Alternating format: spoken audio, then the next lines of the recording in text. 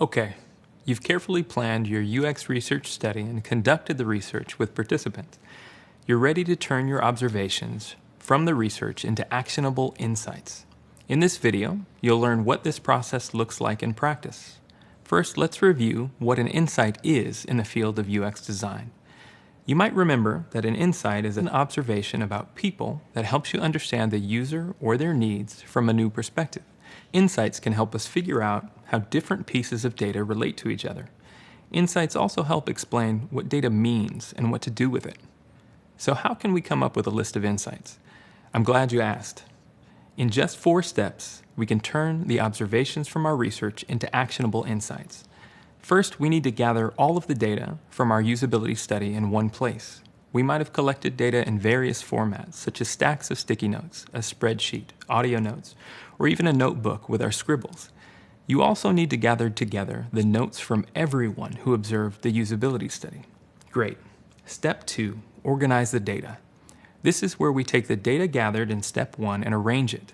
If you wrote your observations on sticky notes, you might use a method called affinity diagramming to organize your data. You'll learn more about this later.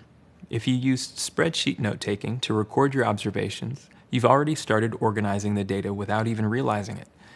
Step 3, find themes in the data. One of the key goals of user research is to identify themes that are common across participants.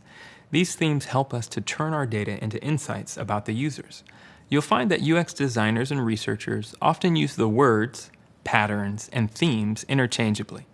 Technically, they're a little different, but for the sake of simplicity, we're just going to use the word theme.